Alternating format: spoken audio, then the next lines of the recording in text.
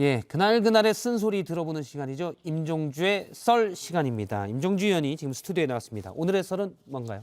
네, 윤석열 대통령 당선인 측이 유명무실한 청와대 특별감찰관 제도를 정상적으로 운영했다 이런 뜻을 밝혔습니다. 예. 당선인이 재가동을 지시했다는 얘기인데요. 당선인 측 대변인만 우선 잠깐 들어보시죠. 법과 원칙이 당선인과 그 누구에게도 예의 없이 적용돼야 된다는 뜻 말이죠. 그래서 어쨌든 이것도 그 인수위에서 관련 논의를 진행하고 당선인에게 보고돼야 될 사안이라고 생각합니다. 네, 많이들 아시는 것처럼 특별감찰관제는 대통령의 친인척 그리고 고위 참모의 비리를 막기 위해서 박근혜 정부 때인 2014년에 도입이 됐죠. 이듬해 초대 이석수 특별감찰관이 임명이 됐는데 우병우 당시 민정수석 관련 의혹을 조사하다가 감찰 내용 유출 의혹으로 1년여 만에 퇴진을 했습니다. 이후 지금까지 이런저런 이유로 공석인 상태입니다. 예, 대통령의 친인척, 여기에는 뭐 처가도 들어갈 수가 있죠. 네네.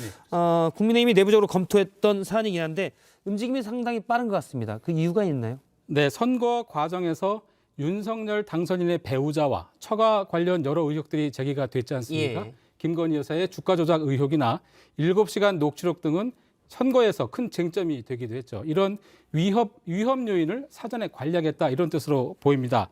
그렇지 않을 경우에는 여소야대 상황에서 공세의 빌미가 돼서 시작부터 국정 운영에 차질을 빚을 수 있다는 우려 때문일 것입니다. 예. 이와 함께 고위공직자 범죄수사처 폐지를 위한 수순밟기라는 해석도 함께 나오고 있습니다. 문재인 정부에서 특별감찰관이 공석이었던 이유 가운데 하나가 공수처가 비슷한 역할을 하기 때문이다. 이런 말도 있었기 때문입니다. 예. 대장동 특검 얘기를 잠깐 얘기해 볼까요? 여야 입장이 엇갈리겠죠. 앞서 이제 김기현 원내대표 얘기도 들은 바가 있는데요. 네, 그렇죠. 여야 모두 원칙적으로는 특검 수사를 거론을 하고는 있지만은 속내는 완전히 딴판입니다. 민주당 윤호중 비상대책위원장은 자체 특검안이 중립적 방안이라며 상설 특검을 신속히 추진하겠다 이런 입장을 밝혔습니다. 반면에 국민의힘은 특검을 추천할 때 민주당의 입김이 작용할 수도 있다며 별도의 특검법으로 맞서고 있어서 타협이 쉽지만은 않은 상황입니다.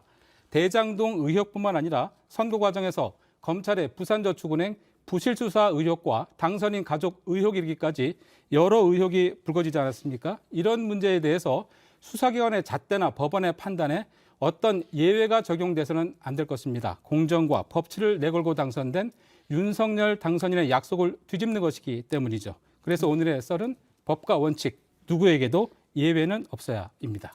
네, 임종주 전문위원의 얘기 들어봤습니다. 고맙습니다. 네.